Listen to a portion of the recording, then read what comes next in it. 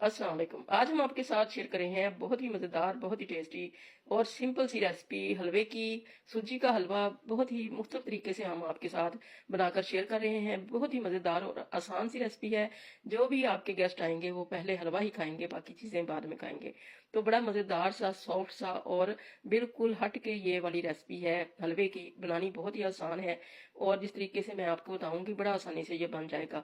तो इसके लिए हमने ये बड़ा मग लिया है एक सूजी का, और इसके अंदर हमने इतना ही पानी ऐड कर देना है। अगर चाहें तो ओवरनाइट इसको सोक करके रख दें कवर करके, और अगर आपको भूल गया है तो फिर आप इसको 1 से 2 घंटे के लिए पहले इसको पानी में सोक करें और कवर करके साइड पे रख दें। तो जितना ये अच्छा सोक होगा, सूजी इसकी फूल जाएगी, उतना ही मजे का ये हलवा रेडी होगा। तो इसको चाहे तो पानी में भिगो लें या फिर दूध में भी भिगो सकते हैं। तो दूध वाले का अलग टेस्ट आएगा और जो पानी वाला है उसका अलग। तो इधर हमने ये तकरीबन हाफ कप के करीब देसी घी ऐड कर लिया है। तो अगर आप चाहें तो कप से नाप लें। हमें पकाते हुए इतना टाइम हो चुका है कि बस अब आंखों से ही अंदाजा हो जाता है। तो 1 कप हमने नाप के लिया है चीनी का, उसी घी के अंदर डाल दिया है। आधा कप पहले यूज किया है इसके अंदर देसी घी, और बाद में भी हम यूज करेंगे। अच्छा तो ये है कि आप सारी चीजें नाप के ले लें। घी भी नाप लें उसी बर्तन के साथ, जिस बर्तन के साथ आपने सूजी नापी है, और चीनी भी उसी के साथ नाप लें, क्योंकि फिर बड़ी आसानी रहती है। रेशो बराबर ही होना चाहिए। और पानी भी उतना ही हमने इसके अंदर सूजी के अंदर जो डाला था। तो ये चीनी को रख दिया, और जब ये आधी सी मेल्ट हो चुकी है तो फिर इसको हमने हिलाया है ताकि ये नीचे से जल ना जाए। हल्की फ्लेम के ऊपर इसको रख दिया था, और ये देखें कितनी अच्छी मेल्ट हो चुकी है। और इसको अब हिलाते रहेंगे ताकि इसका जो दाना है चीनी का इसके अंदर वो अच्छी तरह से मेल्ट हो जाए, और साथ इसका कलर भी जो है ये अच्छा सा रहे। लाइट लाइट फ्लेम रखी है हमने नीचे।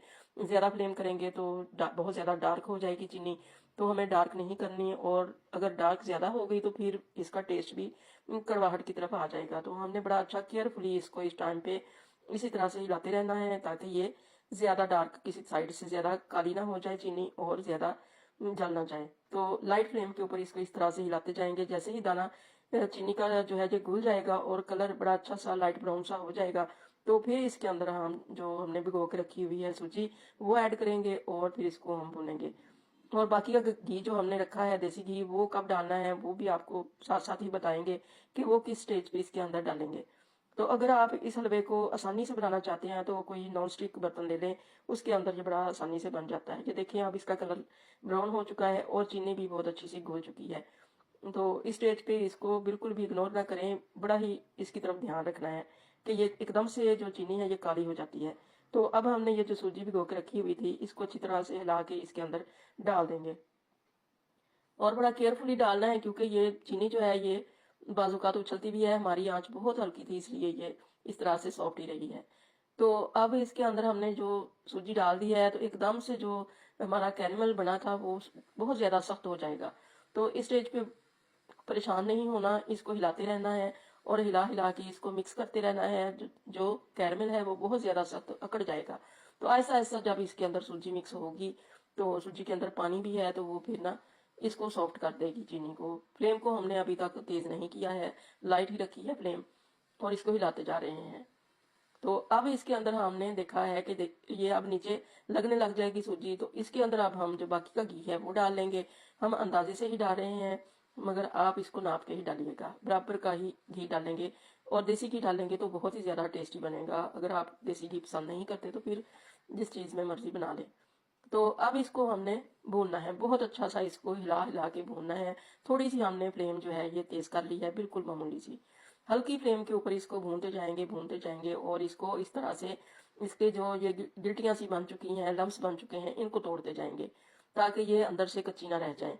बस यही इसका तरीका है, इसको हिलाते जाएं, उलट पुलट करते जाएं, और गिल्टियां जो बनी हैं, जो लम्स बने हैं, इनको तोड़ते जाएं ताकि ये अंदर से कच्चे ना रहें। और मजा इनका दोबाला हो जाएगा जब आप खाएंगे। जितना इसके ऊपर मेहनत होती है उतना ही इसका टेस्ट मजे का बनता है। तो इस तरह से हिलाते रहना है, हिला हिला के इसको हमने ये देखें 10 से 15 मिनट हो चुके हैं। अब इसका ये कलर आ चुका है और ये ऐसा स्मूथ सा हलवा रेडी हो चुका है। तो अभी भी हमने इसको भूनते रहना है। इस स्टेज पे मैंने इसको जब अच्छी तरह से भून लेना है तो इसके अंदर 1/4 कप पानी का भी ऐड किया था, मगर वो इधर से स्किप हो चुका है। वो शॉर्ट जो था वो शायद डिलीट हो गया।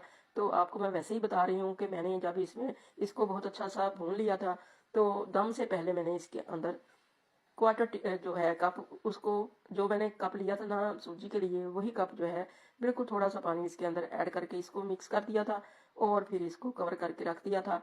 और ये इस स्टेज पे मैंने इसमें डाला था पानी और इसको इस तरह से मिक्स किया और मिक्स करने के बाद इसको कवर करके रख दूंगी। इससे पहले मैं इसके अंदर थोड़ी सी खोपरे की गिरी डालूंगी, बिल्कुल बारीक कटी हुई। इसका टेस्ट भी इसके अंदर बड़ा ही मजे का आएगा और ये सॉफ्ट भी हो जाएगी।